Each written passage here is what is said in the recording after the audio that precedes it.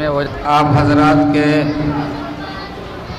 سمجھ میں باتیں آئیں تو تھوڑی بات بھی کافی ہیں، اور اگر صرف شربت ہی سمجھ میں آیا تو پھر باتوں میں مزہ نہیں آئے گا۔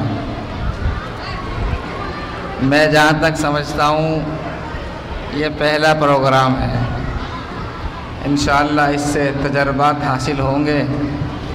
اللہ تعالیٰ آئندہ اور مزید اور بہتر اور اچھا پروگرام کرائے۔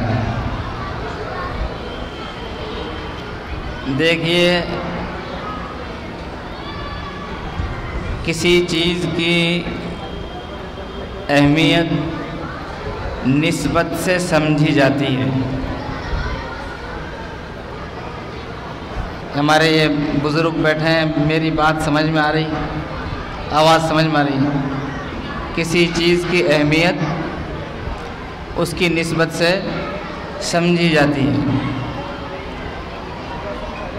اگر کوئی چشمہ کہیں پڑا ہوا ہے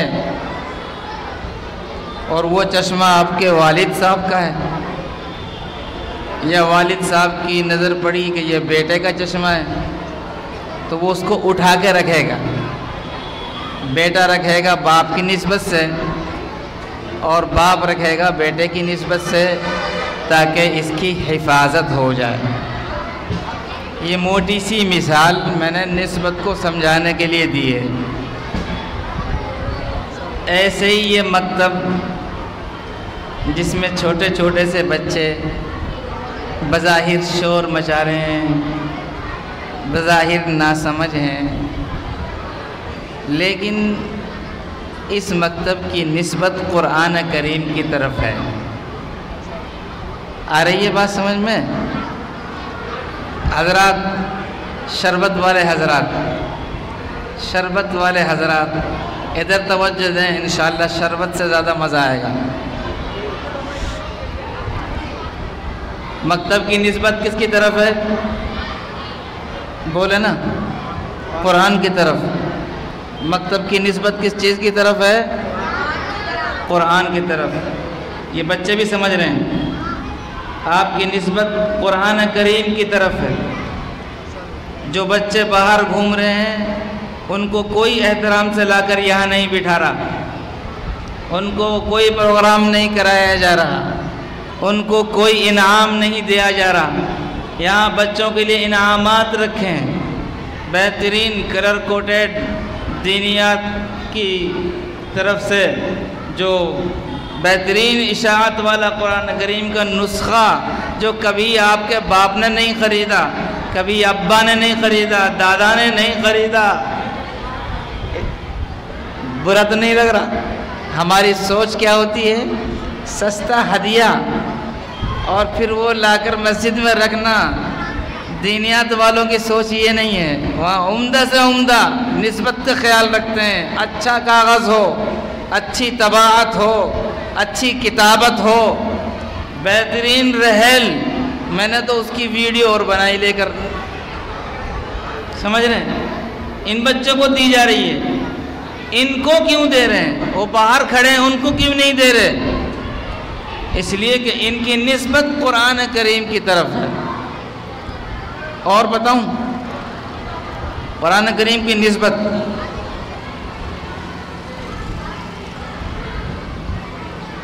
بیت اللہ تو دیکھا ہے نا، اور جس نے نہیں دیکھا اللہ اس کو دکھا دے۔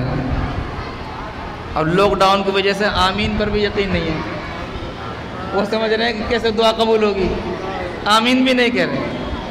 لاک ڈاؤن بندوں نے لگایا ہے، اس کو کھولنے پر خدا قادر ہے، یقین رکھو۔ جنہوں نے نہیں دیکھا اللہ ان کو دکھا دے، اور جنہوں نے دیکھ لیا اللہ ان کو بار بار دکھائے۔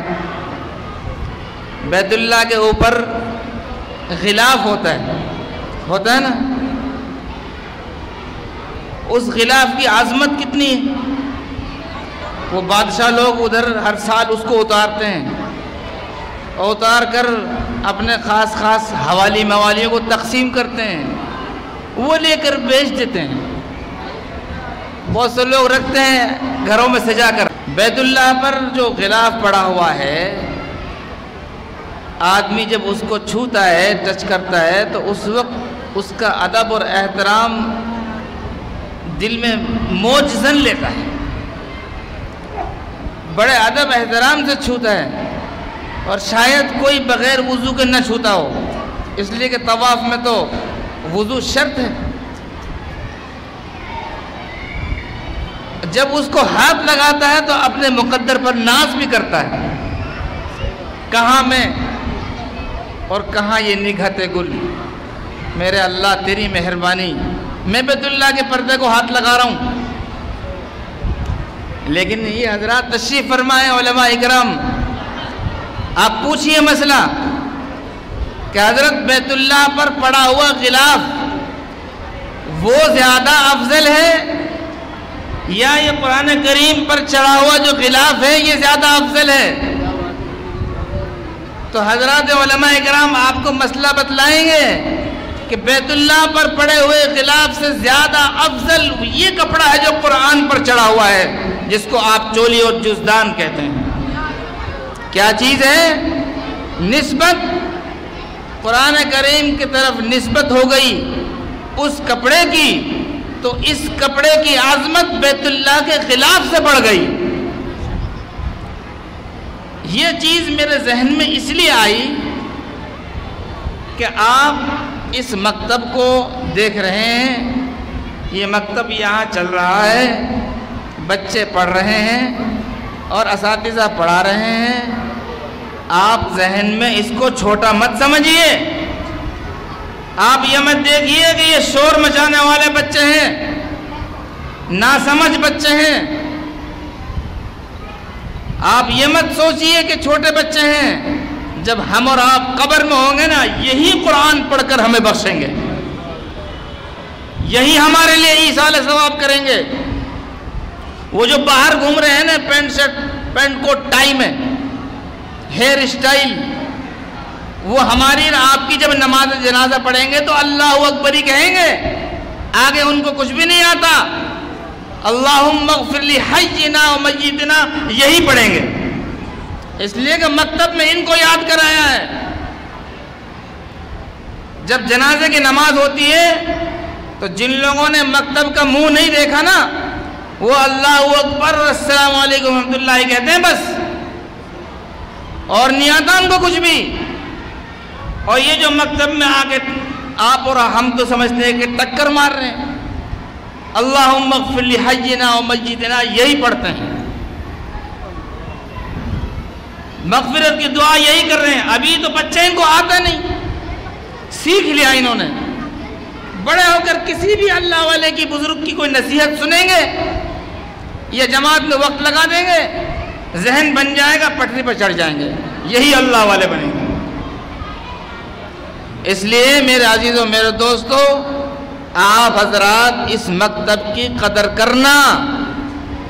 اگر اس مکتب کی آپ قدر کریں گے انشاءاللہ تبارک و تعالی یہ ہمارے لیے مغفرت کا ذریعہ بنے گا. اللہ کو سب سے پسند کلاموں میں اور اس دنیا میں سب سے عظیم چیز ہمارے پاس جو موجود ہے وہ قرآن ہی ہے. بہت ہے، دین بہت بڑا ہے، بہت ساری کتابیں ہیں، بہت سارے مقامات ہیں، لیکن قرآن سے بڑھ کر ہمارے پاس کوئی چیز نہیں ہے. آپ کی صلاحیت نہ معلوم کہاں کہاں لگ رہی ہے. جہاں جہاں جائز ضرورت ہے لگائیے اپنی صلاحیتوں کو، کاروبار میں لگائیے، لیکن سب سے زیادہ آپ کی صلاحیت اس مکتب پر لگنی چاہیے. پتہ چلا آپ نے شادی بیاہ میں لاکھوں روپیہ خرچ کیا ہے، حشر کے میدان میں ترازو میں تلتے وقت وہ نظر نہیں آئے گا. اس مکتب میں آپ نے انعام میں صرف یہ قرآن دیا تھا، ایک رحل دی تھی، انشاءاللہ میزان عمل کو وہی رحل جھکا دے گی. اس لیے میرے عزیزوں، میرے دوستوں، چونکہ یہاں مقررین بہت ہیں، علماء تشریف فرمائے، مجھے کوئی تفصیلی بات نہیں کہنی، کوئی لمبی تقریر بھی نہیں کرنی، لیکن اتنی بات یاد رکھنا، انشاءاللہ ہم قرآن کریم کی پڑھنے پڑھانے کی ترتیب سے جڑیں گے تو ہماری نسلوں تک کے لیے ہدایت کا فیصلہ ہوگا اور انشاءاللہ ہماری مغفرت کا ذریعہ بنے گا۔ اور یہ ارادہ کیجئے اور یہ جذبہ لے کر جائیے کہ اگلا پروگرام اس سے ڈبل اچھا ہوگا انشاءاللہ۔ جتنا آج جمع ہوئے ہیں اس سے ڈبل لوگ جمع ہوں گے انشاءاللہ، اور جتنا انعام آج دیا جا رہا ہے اس سے زیادہ ڈبل انعام دیں گے انشاءاللہ۔ ہم ایسے پروگراموں میں بھی جاتے ہیں جہاں دنیاوی تعلیم کی نسبت پر انعام دیا جاتا ہے، لیکن ان کو اگر آپ انعام دیں گے تو جس نے قاعدہ پڑھا ہے نا وہ سپارہ پڑھے گا، اور جس نے سپارہ پڑھا ہے نا وہ قرآن کریم پڑھے گا، اور جس نے قرآن کریم پڑھ لیا وہ آگے درجہ حفظ میں جائے گا، اور حافظ کو انعام دیں گے تو اس کا حوصلہ افزائی ہوگی، وہ اور آگے عالمیت میں جائے گا، عالم بنے گا، قوم کی ملت کی خدمت کرے گا۔ اس لیے میرے عزیز و میرے دوستو، اللہ تبارک و تعالیٰ آپ حضرات کے اس خرچ کو قبول فرمائے، اساتذہ کی اس محنت کو قبول فرمائے، اور آپ حضرات کو مزید توجہ دینے کی توفیق عطا فرمائے، اور اس مکتب میں پڑھنے والے بچوں کو اللہ کامیاب فرمائے، اساتذہ کو بھی اللہ کامیاب فرمائے۔ ایک بات اور کہہ کر بات ختم کر دیتا ہوں، چونکہ میرے ذہن میں ایک ایسی آیت آ گئی اور وہ میں نے پڑھ دی، اب اس کی وضاحت نہیں کروں گا تو بعض حضرات سوچیں گے کہ یہ آیت کیوں پڑھی۔ قرآن کریم میں بہت سی چیزوں سے منع کیا گیا ہے، ایک جگہ پر اولاد کو قتل کرنے سے منع کیا ہے، وَلَا تَقْتُلُوا أَوْلَادَكُمْ خَشْيَةَ إِمْلَاقٍ، اپنی اولاد کو افلاس کے خوف سے قتل مت کرو، غریبی کے ڈر سے اولاد کو قتل مت کرنا۔ بس قرآن نے تو شارٹ کٹ میں کہا ہے، ساری تفصیل اس میں آ گئی، نہ پیٹ کے اندر نہ پیٹ سے باہر، نہ زندہ درگور کرنا۔ اولاد کو رزق کے مسائل کی وجہ سے قتل کرنے سے قرآن نے منع کیا، اور تاکہ آدمی سمجھ لے کہ رازق تو نہیں ہے، رازق اللہ ہے، اس لیے فرمایا نحن نرزقکم وإیاہم، تمہیں بھی ہم کھلاتے ہیں، ان کو بھی ہم کھلائیں گے، تمہیں بھی ہم رزق دیتے ہیں، ان کو بھی ہم رزق دیں گے۔ یہ تو مسئلہ ہو گیا۔ اس آیت کے تحت میں علماء نے ایک عجیب بات لکھی ہے، وہ مجھے کہنی ہے، اور وہ یہ ہے کہ جس طریقے سے ظاہری طور پر اولاد کو قتل کرنا، ذبح کرنا حرام ہے، اور یہ تو ظاہر ہے ہی، سب جانتے ہیں سمجھتے ہیں، اسی طریقے سے دینی تعلیم سے محروم رکھنا بھی اولاد کو قتل کرنا ہی ہے۔ حضرت مفتی شفیع صاحب رحمت اللہ علیہ نے معارف القرآن میں بھی یہ نقطہ لکھا ہے کہ اولاد کی دینی تعلیم و تربیت کا انتظام نہ کرنا۔ کیا کہا میں نے؟ یہ بزرگ حضرات جو بیٹھے ہیں نا، یہ اس بات کو لیں گے، یہ قوم تک پہنچائیں گے، یہی سمجھیں گے انشاءاللہ، ان کے طفیل میں پھر یہ بھی پڑھیں گے۔ اولاد کو دینی تعلیم و تربیت نہ دینا یہ اولاد کو قتل کرنا ہی ہے، یا ان کو ایسی تعلیم دینا جو خدا اور رسول کے باغی بن جائیں، یہ اولاد کو قتل کرنا ہی ہے۔ اس لیے ان کی دینی تعلیم و تربیت کا انتظام از حد ضروری ہے، اس لیے کہ اگر کسی نے اولاد کو قتل کر دیا تو اس کی دنیا کی زندگی تباہ ہو گئی، اور اگر کسی نے اپنی اولاد کو خدا رسول کو راضی کرنے کا طریقہ و تعلیم نہیں دیا تو اس کی آخرت تباہ ہو جائے گی۔ دنیا کی زندگی تو چند روزہ اور مختصر ہے، اور آخرت کی زندگی تو ہمیشہ کی ہے۔ قتل کرنے سے اگر دنیا اجڑ رہی ہے تو دینی تعلیم اور تربیت نہ دینے سے آخرت اجڑ جائے گی۔ بس میں سمجھتا ہوں اتنے سارے اکابر علماء کے سامنے اتنی لب کشائی کافی ہے۔ آپ حضرات سے میری یہ درخواست ہے، اللہ کا شکر ادا کریں کہ اللہ تبارک و تعالیٰ کا شکر ہے، اس کا کرم ہے، اس کا احسان ہے کہ ہمارے یہاں یہ مکتب کی ترتیب چل رہی ہے اور بہت اچھی چل رہی ہے، بہت منظم چل رہی ہے، اور اس کے پروگرام میں ہم شامل ہیں۔ ہم آگے اور کوشش کریں گے مزید انشاءاللہ اس کو آگے اور بڑھائیں گے۔ آپ کو اللہ نے اتنی بڑی مسجد دی ہے تو اتنا بڑا دل بھی بنا لو۔ شہروں میں چھوٹی چھوٹی سی مسجد ہیں اور جناب بہت بڑا مکتب چل رہا ہے۔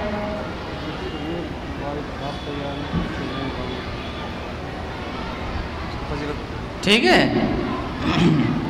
ہمارے یہاں چھوٹی رحمانی حضرت قاری صاحب دامت برکاتہم، اوپر تو چڑھا رکھا اس کو بہت بڑا، لیکن بچے کتنے پڑھتے ہیں اس میں؟ 4 درجے تو درجہ حفظ کے ہیں۔ آپ بھی کوشش کریں، خیال کریں، ارادہ کریں کہ انشاءاللہ ہم یہاں ناظرہ کی تعلیم جیسے اچھی ہو گئی ہے، ہم ان بچوں کو فری نہیں چھوڑیں گے، ان کو انشاءاللہ اور آگے چلا کر درجہ حفظ بھی قائم کریں گے انشاءاللہ۔ میں دیکھو یہ مجھے سفید بالوں والوں پر کافی بھروسہ ہے۔ قوم کے بڑے جب فیصلہ کر لیتے ہیں نا، جب ہوتا کام۔ دیہات میں جاؤ آپ، حضرت قاری صاحب جانتے ہیں اچھے طریقے سے، قوم کا بڑا لٹ اٹھا لے تو لڑائی فرض۔ تو لوگ کیا کہتے ہیں؟ ارے بھائی دادا نے لٹ اٹھا لیا، آپ تو سب لڑو۔ جب لڑائی ہوتی ہے نا تو بڑا نے لٹ اٹھا لیا تو لڑائی اب سب لڑیں گے، اور بڑا کہہ دے کہ بھائی خاموشی کرو، شانت ہو جاؤ، تو لوگ شانت بھی ہو جاتے ہیں۔ تو یہ جو بزرگ بیٹھے ہیں نا، یہ صرف رائد ہیں، یہ کمر تھپ تھپائیں، یہ لوگوں کو آگاہ کریں، اور جو نوجوان ہیں ان کے بازو پر آپ وزن ڈالیے، کندھے پر وزن ڈالیے، یہ انشاءاللہ خدمت کریں گے، اور یہ جو نسل ہے یہ پڑھے گی انشاءاللہ۔ پھر آپ کی اتنی بڑی مسجد، اس میں سے انشاءاللہ صرف ناظرہ پڑھنے والے نہیں، حافظ بھی پیدا ہوں گے انشاءاللہ۔ انشاءاللہ دیکھو اللہ کا کلام تو باقی رہے گا قیامت تک۔ میں نہ پڑھوں، آپ مت پڑھو، مت پڑھاؤ، جب بھی زندہ رہے گا قیامت تک۔ لیکن اگر ہم اس کے ساتھ لگ جائیں گے تو بل ہوا قرآن مجید فی لوح محفوظ، یہ وہ محفوظ کتاب ہے کہ اس کے ساتھ لگ کر ہم بھی محفوظ ہو جائیں گے انشاءاللہ۔ اللہ رب العالمین مجھے بھی آپ کو اور سب کو عمل کرنے کی توفیق عطا فرمائے۔ وآخر دعوانا الحمدللہ رب العالمین۔